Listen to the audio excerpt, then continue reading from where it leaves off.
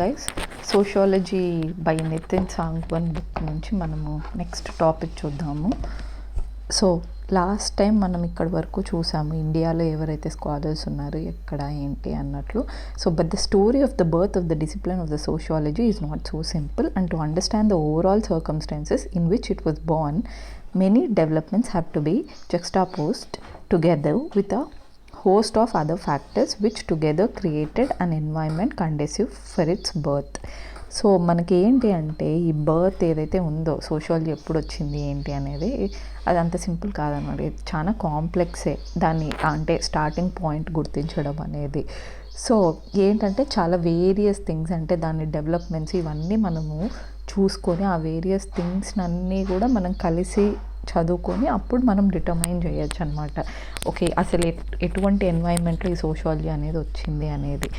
This new and distinct way of studying society can be understood better if we look back historically at the bigger picture which is linked with the dawn of the modernity and includes intellectual ideas, material context and political development with in which sociology was born and later గ్రూ.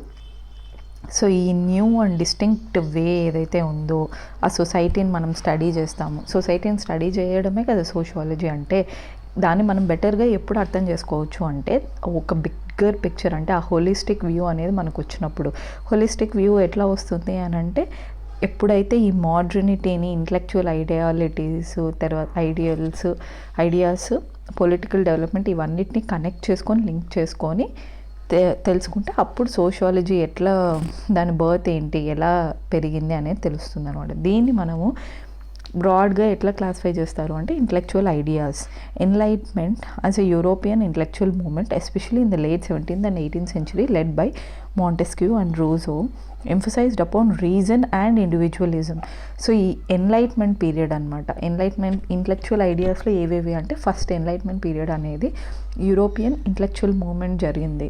Especially ఏ టైంలో 17th, 18th centuryలో ఎవరు lead చేశారు అంటే రూజో, Montesquieu వాళ్ళు lead చేశారు. వీళ్ళు main emphasis అంటే దేనికి importance ఇచ్చారు అంటే ఇండివిజువలిజం అనేది ఉండాలా, ఒక రీజనింగ్ అంటే ఒక పని చేస్తున్నాము అంటే అసలు ఏంటి, ఎందుకు చేయాలి అనే రీజనింగ్ అనేది ఇంపార్టెంట్ అని.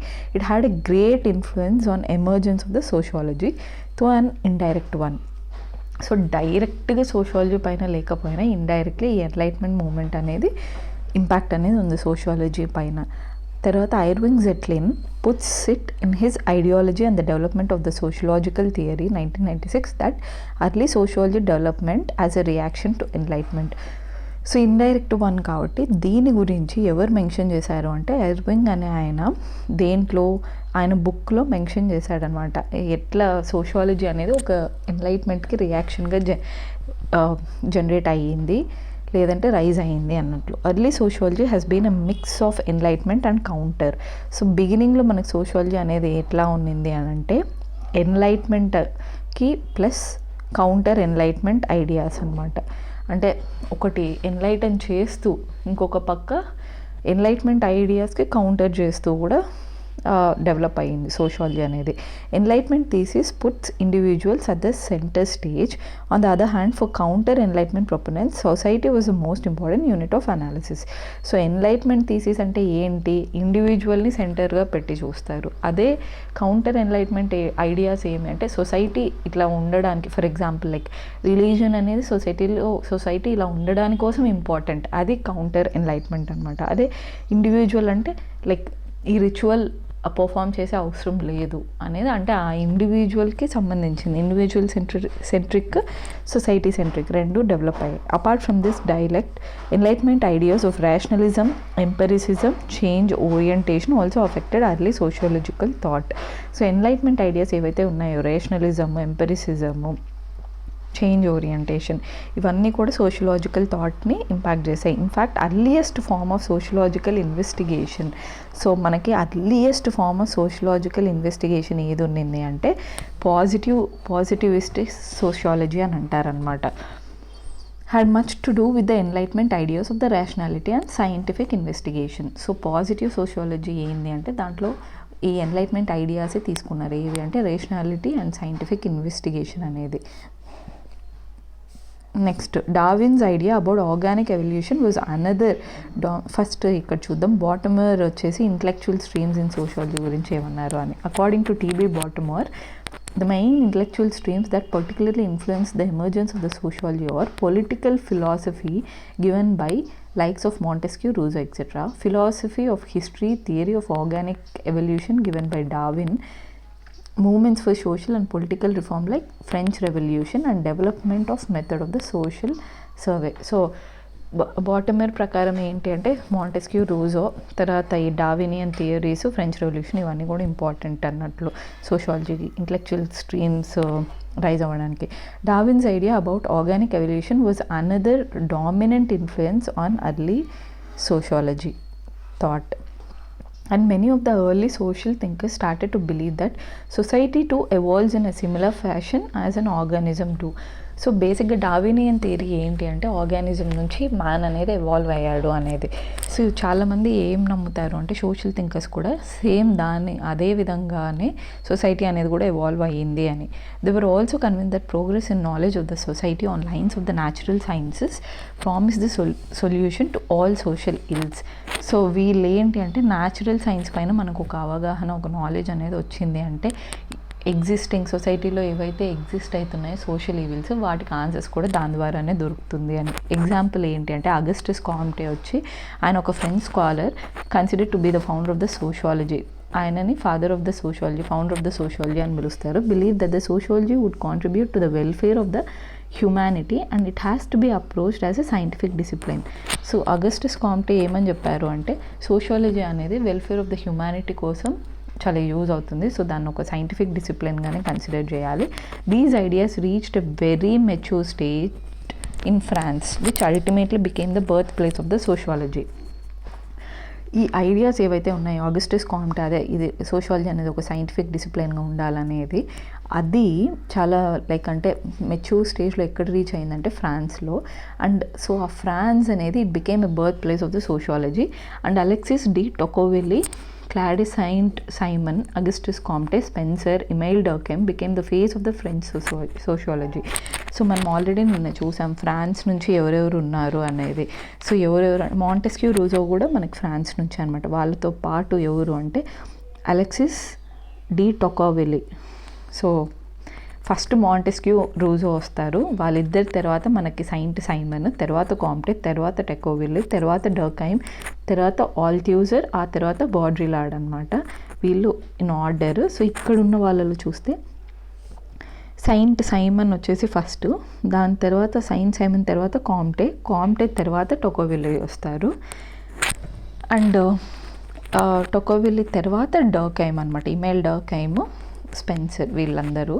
So became the face of the French sociology with their seminal formative work. Comte was the first to use the term sociology and he believed that the study of the sociology should be scientific. So Saint Simon Comte కన్నా ముందు ఉన్నా కూడా మనం కాంటేని founder of the sociology అనుకుంటాం. ఎందుకు అని అంటే కాంటే వచ్చేసి ఫస్ట్ పర్సన్ అనమాట సోషాలజీ అనే టర్మ్ యూజ్ చేయడానికి. And he believe that the study of the sociology అనేది సైంటిఫిక్గా ఉండొచ్చు అనేది ఎవరు బిలీవ్ చేశారు అంటే Augustus Comte. He developed his scientific view of the discipline in form of positivism or positive philosophy. He developed social physics initially and he called it sociology. So ఆయన ఏంటంటే ఆయన సైంటిఫిక్ వ్యూ అనేది ఉండాలి డిసిప్లిన్కి. ఎట్లా అంటే ఏ ఫామ్లో అంటే పాజిటివిజం ఆర్ పాజిటివ్ ఫిలాసఫీ, ఈ టర్మ్స్ బేస్డ్ అనమాట. సో దీన్ని ఆయన సోషాలజీ అని పిలిచాడు. సో ఈ డయాగ్రామ్ చూస్తే సోషల్ చేంజెస్ ఏవేవి జరిగాయి. ఫస్ట్ ఏంటంటే డార్క్ ఏజెస్ తర్వాత dawn of the modernity and its fallouts. దాని తర్వాత సోషల్ చేంజెస్లో ఏమేమి జరిగాయి, rise of the industrial society, middle class, secularism, organisation. Economic చేంజెస్లో industrial revolution, market forces, capitalism. Political చేంజెస్లో French revolution, democracy, liberty. Social చేంజెస్లో new face of the poverty, nuclear families అనేవి వచ్చాయి సోషల్ ఛాలెంజెస్లో. ఎందుకు వీటి వల్ల new phase of poverty, nuclear family అనేది వచ్చింది. ఎకనామిక్ చేంజెస్లో ఏంటంటే new crimes, poor living conditions, ఇవన్నీ కూడా ఛాలెంజెస్ అనమాట. పొలిటికల్ ఛాలెంజెస్ వచ్చేసి chaos and uncertainty. Intellectual context, quest for answers, scientific context, ఇవన్నిటి వల్ల మనకి సోషాలజీ యాజ్ అ డిసిప్లిన్ అనేది డెవలప్ అయ్యింది. Next, material and social development. Material developments are understood in the form of the arrival of the Industrial Revolution and growth of the capitalism. So material developments అంటేనే industrial revolution arrival ఒకటి, growth of the capitalism ఒకటి. Industrial revolution gave birth to the factory system of the production, led to emergence of the middle class and dismantling of the feudal states. These development not only had certain positive outcomes but they also had negative ఫాలోఅవుట్స్.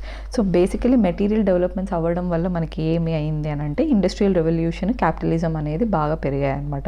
Industrial revolution వల్ల ఏంటి అంటే industrial revolution అంటేనే factory system అనేది వచ్చిందనమాట. So consumerism అనేది బాగా పెరిగింది. Production అనేది ఒకప్పుడు సబ్సిస్టెన్స్ ఎకానమీ ఉండేది, ఇప్పుడు ఏంటంటే కన్జ్యూమరిజం పెరిగి క్యాపిటలిస్టు అంటే ఎక్కువ ప్రొడ్యూస్ చేయడము, వీటన్నిటి వల్ల కూడా మిడిల్ క్లాస్ అనేది పెరిగింది.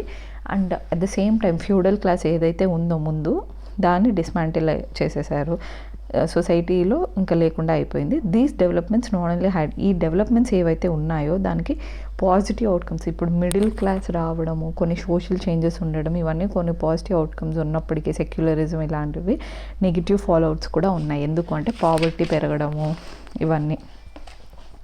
సో మనకి ఇవన్నీ కూడా ఉన్నాయన్నమాట. ఇంటలెక్చువల్ పుష్ ఎవరు ఇచ్చినారు అని అంటే మాంటెస్క్యూ, రూసో వీళ్ళు. ఎకనామిక్ అనామలీస్ ఏంటంటే evils of the estate system, archaic politics, feudalism, despotic rule.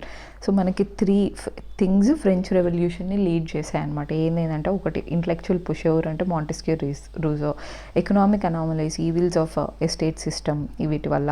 పాలిటిక్స్లో వచ్చేసి despotic rule, feudalism. In the economic sphere తో there were cities earlier as well. The industrial cities gave birth to a completely new kind of the urban world. Factory system replaced the home based production. So మనకి ముందు కూడా cities ఉన్నప్పటికీ ఇప్పుడు కంప్లీట్గా new urban world అనేది వచ్చిందనమాట. Factory system అనేది home based ప్రొడక్షన్ని రీప్లేస్ చేసేసింది. పీరియడ్ వచ్చేసి was marked by the soot and the grime of the factories, by over crowded slums, by the new industrial working class, degradation of the labour, bad sanitation, general squalor and new form of the poverty. So ఈ పీరియడ్లో negative ఫాలోఅవుట్స్ ఏవేవని చూస్తే కనుక అసలు labour చాలా degrade అయిపోవడము, వాళ్ళ పల్లెలో వాళ్ళు ఏదో బాగా ఆనందంగా తయారు చేసుకునే వాళ్ళు ఇప్పుడు ఒక ఇండస్ట్రియల్ కండిషన్స్లో ఆ పొల్యూషన్కి, శానిటేషన్ అంతా ప్రాపర్గా లేకపోవడము, పావర్టీ పెరగడం, ఇవన్నీ కూడా అవుతాయి conditions. Workers were forced to work in dehumanising conditions under the new factory system. New forms of the crime including petty thefts also emerged. వీటన్నిటి వల్ల డబ్బుకు ప్రాముఖ్యత పెరగడము, క్రైమ్స్ అనేవి బాగా పెరిగాయి అనమాట. సోషల్ స్పియర్లో మనకి న్యూక్లియర్ ఫ్యామిలీ అనేది ఎమర్జ్ అయింది. It led to issues of the increased incidents of the domestic violence, breakups. Middle class also emerged as a new structural class and led to new cleavages in the society. So domestic violence అనేది nuclear family వల్ల, ఇప్పుడు combined family అయితే domestic violence అనేది తక్కువ ఉంటుంది, కానీ nuclear family వల్ల domestic violence పెరగడము ఇవన్నీ కూడా జరిగాయి అన్నమాట. నెక్స్ట్ పొలిటికల్ డెవలప్మెంట్ సంబంధించి చూస్తే the biggest event that affected emergence of the discipline వచ్చేసి ఏది అంటే ఫ్రెంచ్ రెవల్యూషన్ అనమాట. అది ఫ్రెంచ్ రెవల్యూషన్ని దేనివల్ల ఇన్ఫ్లుయెన్స్ అయ్యింది ఫ్రెంచ్ రెవల్యూషన్ అంటే ఎన్లైట్మెంట్ ఫిలాసఫీ వల్ల. కానీ జనరల్ కాంటెక్స్ట్ ఏంటి అంటే యూరోప్, త్రూఅవుట్ ద యూరోప్ మనకి జనరల్ కాంటెక్స్ట్ ఆ టైంలో ఏముండింది అని అంటే France with its unique socio political situation అనమాట. అంటే ఫ్రాన్స్లో ఆ యూనిక్ సోషో పొలిటికల్ సిచ్యువేషన్ అనేది ఉందన్నమాట. దీనివల్లనే సోషియాలజీ అనేది రైజ్ అయింది. ఏంటి అంటే మనకి త్రూఅవుట్ యూరోప్ ఒక జనరల్ కాంటెక్స్ట్ అనేది ఉందన్నమాట. ఉన్నప్పటికీ ఫ్రాన్స్లో మాత్రం స్పెసిఫిక్ సోషో పొలిటికల్ సిచ్యువేషన్ అనేది ఉంది. దానివల్ల ఫ్రాన్స్లో ఫస్ట్ టైం సోషియాలజీ అనేది రైజ్ అయింది. That French revolution served as an immediate context for emergence of the discipline. So బేసిక్గా ఫ్రెంచ్ రెవల్యూషన్ అనేది ఇమ్మీడియట్ రీజన్ అనమాట, emergence of the discipline. Prior to the revolution France was trapped in an archaic socio economic condition and feudalism was a hall mark of this society was divided into estates. So బేసిక్గా దీనికి ముందు ఏంటంటే ఫ్రెంచ్లో socio economic conditions చాలా చెత్తగా ఉండేది and feudalism అనేది బాగా ఉండిందనమాట. సొసైటీ 3 ఎస్టేట్స్గా డివైడ్ చేశారు. ఏమి అంటే nobility, clergy and commoner. So nobility, clergy and కామనర్గా డివైడ్ అయ్యింది. అది హైలీ డిస్టార్టెడ్ సిస్టమ్ అనమాట. ఏంటంటే ఫస్ట్ 2 ఎస్టేట్స్ వాళ్ళు రూల్ చేశారు at the expense of the commoner. It bred a lot of the discontent and tension in the society, and ultimately the French Revolution provided the environment which led to replacement of the old feudal system with a new one. మనకేంటంటే ఇండియాలో కూడా ఇట్లా వైశ్యాస్ ఇవన్నీ ఉన్నప్పటికీ మన దాంట్లో బేసిక్గా traders ఎక్కువ పే చేసేవాళ్ళు మనీ. కానీ దీంట్లో ఏంటంటే క్లర్జీ అనేవాళ్ళు ట్యాక్సెస్ పే చేయకుండా ఓన్లీ కామనర్సే పే చేసేవాళ్ళు. వీటన్నిటి వల్ల డిస్కంటెంట్, టెన్షన్ ఇవంతా కూడా ఎక్కువైందనమాట. Ideals of the democracy, liberty and fraternity given by the intellectuals like Montesquieu and Rousseau became the new watchwords, but they didn't come easily and the old system resisted stiffly. As a result of these churnings, a tussle between the old and the new ensured that created a condition of great uncertainty. The revolution was so disruptive that it affected all the spheres of the life, and general sense of anarchy and insecurity became rampant. In this situation, the early social thinkers sought to find the answers to the questions posed by the French revolutions. So ఇదేంటి Liberty, fraternity, democracy ideals ఇచ్చింది Montesquieu, Russo. ఇవన్నీ కొత్త new system అనమాట. కానీ ఇవేం అంత ఈజీగా రాలేదు. ఎందుకు అంటే ఓల్డ్ సిస్టమ్ వాళ్ళు రెసిస్ట్ చేశారు ఈ న్యూ ఎస్టాబ్లిష్మెంట్కి. ఈ రెవల్యూషన్ అనేది చాలా ఈజీగా జరగలేదన్నమాట. చాలా డిస్రప్టివ్గా ఉన్నింది. చాలా అన్ని స్పియర్స్ని అఫెక్ట్ చేసింది అనమాట, అనార్కీ నుంచి అన్నీ. అండ్ ఈ సిచ్యువేషన్ అనేది సోషల్ థింకర్స్కి వాళ్ళే అంటే ఒక క్వశ్చన్స్కి ఆన్సర్స్ తెలుసుకోవాలి అనే ఆలోచన వాళ్ళకు వచ్చింది. ఇంటలెక్చువల్స్ ఎవరైతే ఉన్నారో Saint Simon, Augustus Comte, Spencer, Durkheim provided the early ideas which laid the formal foundation of the discipline. So ఈ ఫ్రెంచ్ రెవల్యూషన్ అయిన తర్వాత అసలు సోషాలజీ ఏమి ఇవన్నీ కూడా మనం థింక్ చేయాలని అనుకున్నప్పుడు ఇంటలెక్చువల్స్ ఎవరెవరు అంటే Saint Simon, Augustus Comte, Spencer, Durkheim వీళ్ళందరూ కూడా ఒక ఫౌండేషన్ అనేది వెయ్యాలి అని అనుకుంటారు. They made a bid to understand the cause of this new events and their consequences for the society. So వాళ్ళు ఒక ఎఫర్ట్ అనేది పెట్టారనమాట, దీని కాన్సిక్వెన్సెస్ ఎలా ఉంటాయి సొసైటీకి అని. It was Comte who call the new set of the thoughts as sociology for the first time. ఈ న్యూ సెట్ ఆఫ్ థాట్స్ని ఫర్ ద ఫస్ట్ టైం ఎవరు సోషాలజీ అని పిలిచారు అంటే Augustus Comte. Spencer followed the footsteps of Comte and gave the idea of the social evolution similar to biological evolution. So Spencer అనే ఆయన social evolution is similar to biological evolution అని చెప్పాడనమాట. Efforts of Durkheim led to the establishment of the sociology as the first department in France and Europe. So Durkheim వల్ల ఏమైంది అని అంటే sociology అనేది ఒక డిపార్ట్మెంట్, సపరేట్ డిపార్ట్మెంట్గా ఫ్రాన్స్, యూరోప్లో ఎస్టాబ్లిష్ అయింది. thus despite a general impetus being present in Europe, sociology emerged as a distinct discipline in France in the backdrop of the French Revolution. So ఏంటంటే సోషియాలజీ ఒక distinct డిసిప్లిన్గా ఫ్రాన్స్లో French revolution వల్ల establish అయిందనమాట. thus modernity had an impact on the social, economical and political lives of the people. Initially modernity was seen as a positive, but its negative fallout also soon became too apparent. Modernity posed challenges which led to the growth of the new intellectual ideas which were precipitated by new material conditions and a new political order. So modernity అనేది అది ఒక social, economic, political lifes పైన చాలా impact అనేది ఉంది. Modernity ఇనీషియల్గా పాజిటివ్గా చూసినప్పటికీ దానికి నెగిటివ్స్ ఏవైతే జరుగుతూ ఉన్నాయి లైక్ పావర్టీ ఇవంతా, వీటి గురించి కూడా స్టడీ చేయాలనేది తెలిసిందనమాట. మోడర్నిటీకి చాలా ఛాలెంజెస్ ఉన్నాయి. సో దీనివల్ల న్యూ ఇంటలెక్చువల్ ఐడియాస్కి ఒక రూట్ కాజ్ అనేది ఏర్పడిందనమాట. The questions which were posed were not answered by the hitherto existing disciplines and a new science of the society was sought and what emerged as a sociology. Current existing ఏవైతే ఉన్నాయో అవన్నీ దానికి answer చేయలేకపోయాయి. అందుకే new discipline called sociology అనేది emerge అయింది. Due to its specific context of origin, it was also argued that sociology was the science of the new industrial society. Sociology అనేది was the science of the new industrial society. According to John Harris in the second great transformation, capitalism at the end of the 20th century 2000, sociology emerged as a discipline which arose in direct response to the social problems posed by modernity. So John Harris ఆయన బుక్లో ఏమన్నారు అంటే sociology అనేది కేవలం ఎలా develop అయ్యింది అని అంటే ఇట్స్ డైరెక్ట్ రెస్పాన్స్, ఆ మోడర్నిటీ ఏవైతే ఛాలెంజెస్ పోస్ చేస్తుందో దానికి డైరెక్ట్ రెస్పాన్స్ అని. So thus western sociology emerged as an attempt to make sense of the modernity and its fallouts. So దీనివల్ల మోడర్న్ అదే వెస్ట్రన్ సోషాలజీ అనేది డెవలప్ అయిందనమాట. The young discipline required A subject matter perspectives and methods. Popularity of the natural sciences influenced the new discipline in these aspects. New methods were explored which were scientific and rational. Instead of metaphysical speculations, the early social thinkers turned to new evidence-based and empirical method of social investigation. So ఏదైతే ఈ sociology young discipline ఉందో దానికి ఒక subject matter perspectives methods ఇవన్నీ అవసరం వచ్చిందనమాట. So popularity of natural sciences ఏవైతే ఉన్నాయో అది ఈ న్యూ డిసిప్లిన్ని బాగా ఇన్ఫ్లుయెన్స్ చేసింది. సో న్యూ మెథడ్స్ అనేది ఎక్స్ప్లోర్ చేస్తున్నారు అనమాట, such as like scientific and రేషనల్గా ఉండాలా అని. ఇన్స్టెడ్ ఆఫ్ మెటాఫిజికల్ స్పెక్యులేషన్స్, అంటే మెటాఫిజికల్ స్పెక్యులేషన్స్ పక్కన పెట్టి ఈ social thinkers new evidence based empirical method అనేది ఫాలో కావాలి అనేది వాళ్ళు డిసైడ్ చేసుకున్నారు. సో సోషల్ సర్వే అనేది first such tool that was used by the early sociologist. Social survey అంటే బేసిక్గా వెళ్ళి మనం సర్వే చేసి దాన్ని బట్టి అనాలిసిస్ చేసి ఒక డెసిషన్కి రావాలి అనేది. State of poor report was the first scientific survey which came up in Europe and it highlighted that poverty is not natural but a social phenomenon.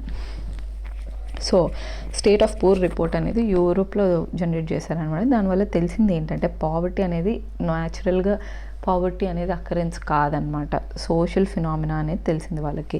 Factual base was provided by the pre existing historical records. So మనకి ఏంటంటే factual base అనేది అంటే facts అక్కడ తెలిసిన్నాయి కాబట్టి pre existing historical records వల్ల వాళ్ళకి ఆ factual base అనేది వచ్చిందనమాట. And in fact historical studies had a pronounced influence on the writings of many early thinkers. In this context, early perspectives were provided by Comte, Spencer and Durkheim. Durkheim's contribution among these provided pioneering and his evolutionary and functionalist view of sociology became one of the founding thoughts of the nascent discipline. So Durkheim అనే ఆయన చాలా important అనమాట, ఎందుకంటే ఆయన contribution ఏదైతే ఉందో ఆయన functionalist view of sociology అనమాట, ఆయనకు ఉండే వ్యూ. సో అది మనకి ఈ సోషాలజీ నేసెంట్ డిసిప్లిన్కి ఫౌండేషన్ థాట్స్ బేసిస్కి చాలా ఇంపార్టెంట్ అయ్యిందనమాట. Modernity and its impact on human existence also been studied from different view points. Critical theories, so critical theories అనే వాళ్ళు కూడా కొందరు ఉన్నారు, like neo Marxist belonging to the Frankfurt school which was developed in Germany in the 1930s in an attempt to modify Marxism, such as Theodor Adorno, Zygmunt Bauman assert that modernity represents a departure from the core principles of the philosophy of enlightenment towards nefarious process of alienation and as commodity fetishism. So వీళ్ళు ఏంటంటే అడోర్నో బామన్ ఏమని చెప్తారంటే అసలు modernity ఏదైతే ఉందో అదే enlightenment యొక్క enlightenment పీరియడ్కి ఒక కోర్ ఫిలాసఫీ ఉంటుంది కదా, దాని నుంచి డిపార్ట్ అవ్వడానికి కారణం అదే అని వీళ్ళు ఫీల్ అవుతారనమాట. కరెంట్ కాంటెక్స్లో modernity is understood in completely different terms. Shmuel Eisenstadt in his comparative civilization and multiple modernities asserts that modernity even in the past did not have a single definition and has multiple meanings and interpretations. Modernity is thus a plural condition and it liberates modernity from being an exclusively Western European culture concept to a much broader concept. On the basis of this new understanding, sociologists have also tried to explore the impacts of multiple modernities on the evolution of the discipline of the sociology and no longer limit themselves to one single model of evolution of the sociological thought. So తర్వాత ఏంటి అంటే మనకి ఈ షుమియోల్ ఎస్టెండెట్ ఆయన వల్ల తెలిసింది ఏంటంటే ఈ మోడర్నిటీ అనే దానికి ఒక సింగిల్ డెఫినేషన్ లేదు, చాలా మల్టిపుల్ మీనింగ్స్ ఉంటాయి, ఇంటర్ప్రిటేషన్స్ ఉంటాయి. సో మనం అది బ్యాడ్ అని కన్సిడర్ చేసే అవసరం లేదు అండ్ వెస్ట్రన్ యూరోపియన్ కల్చర్గా డిటర్మైన్ చేసే అవసరం కూడా లేదు. సో దాన్ని లైక్ చాలా స్పెసిఫిక్గా స్టడీ చేయాలి, ఒక న్యూ అండర్స్టాండింగ్ అనేది రావాలి అని చెప్పి ఆయన వల్ల తెలిసిందనమాట. సో ఒక సింగిల్ మోడల్కి ఇప్పుడు సోషాలజీ అనేది ఒక సింగిల్ డెఫినేషన్కి అయితే లేదనమాట. అది నెక్స్ట్ టాపిక్ నెక్స్ట్ పార్ట్లో చూద్దాం.